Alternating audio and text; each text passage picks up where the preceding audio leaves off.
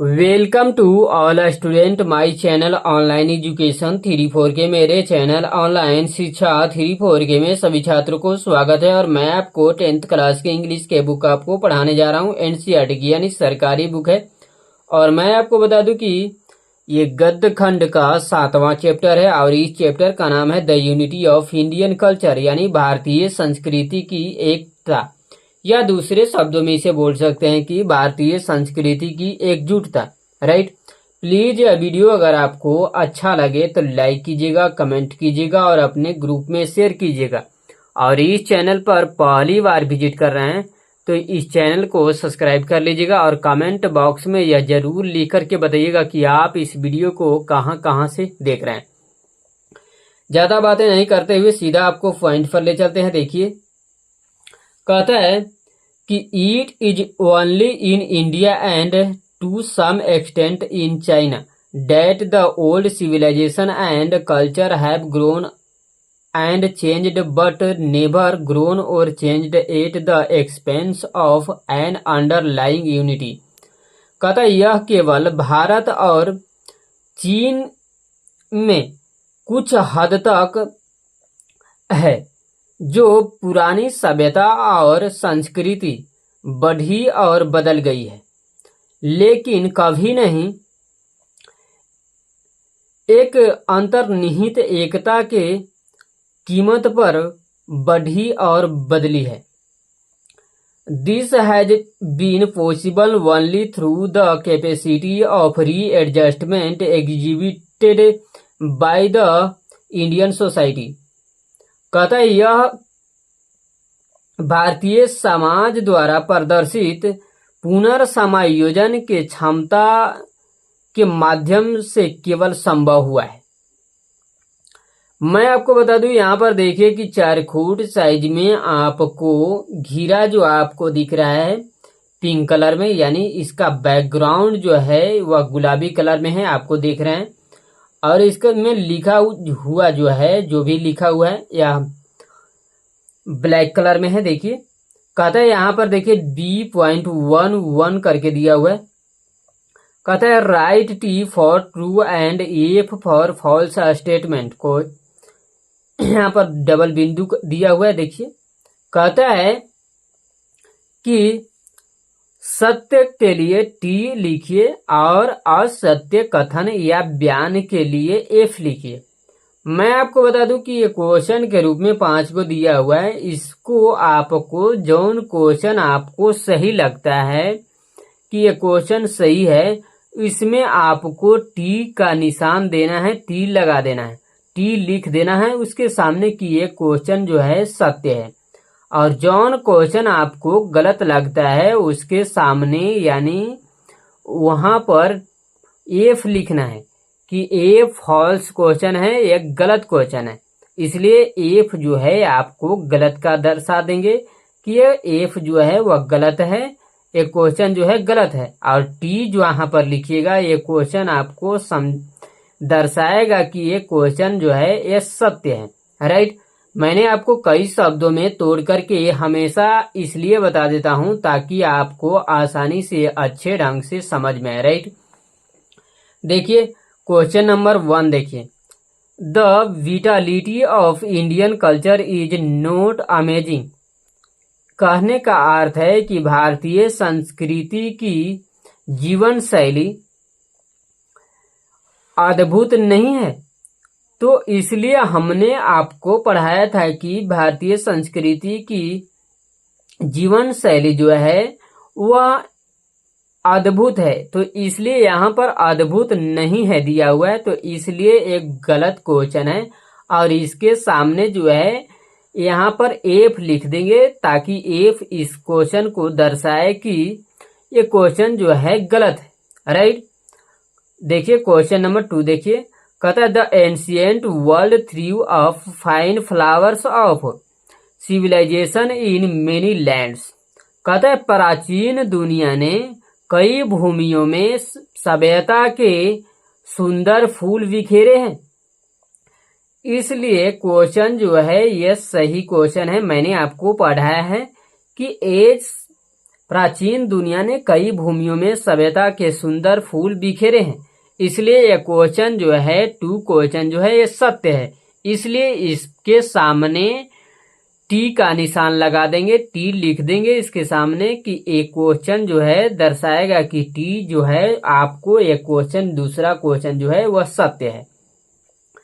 Question number 3 देखिए, कहता है the old civilisation and culture have grown up and changed only in Japan.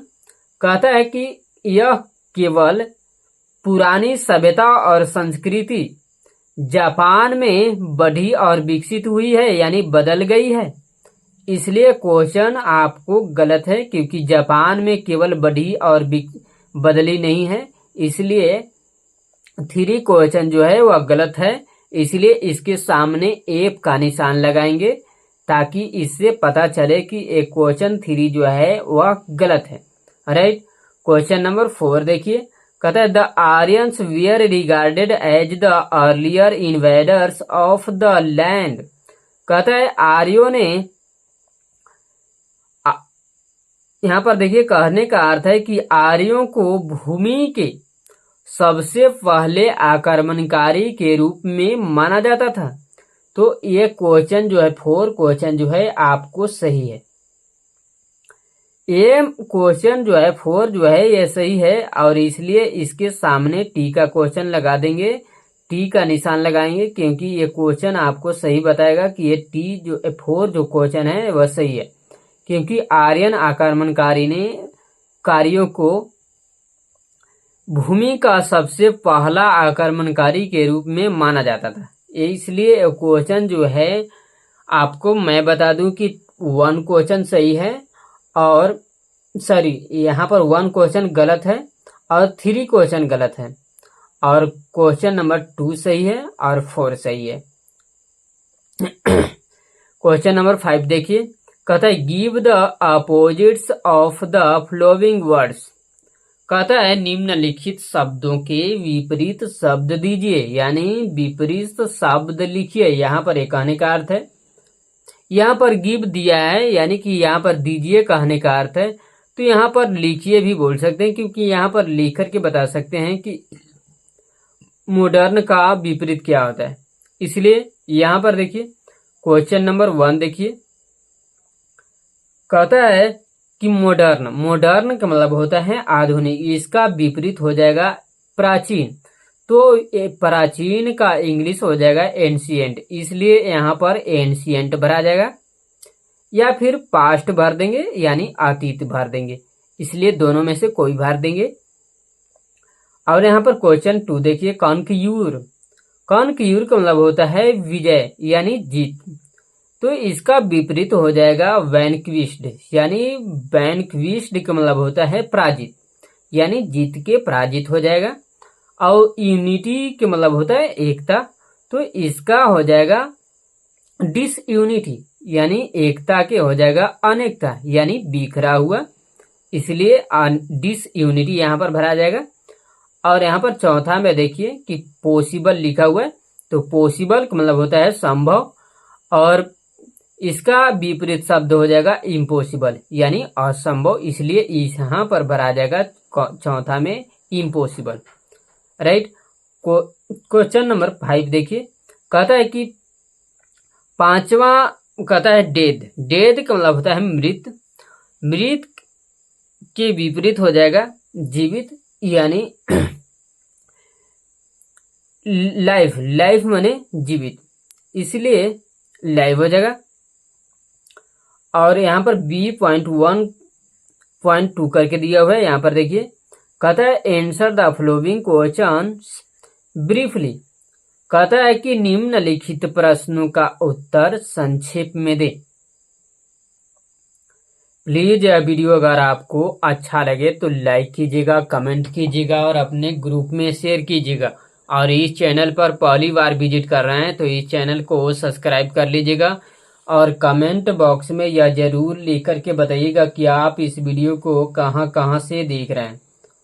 चलिए देखिए क्वेश्चन नंबर 1 देखिए, कहता है who has delivered the speech the unity of Indian culture. Question mark यहाँ पर देखिए, कहता है भारतीय संस्कृति की एकता भाषण किसने दिया है? क्वेश्चन नंबर 2 देखिए, कहता है how were the Aryans regarded till recently? Question mark यहाँ पर देखिए, कहता है हाल ही तक आर्यों को कैसा माना जाता था?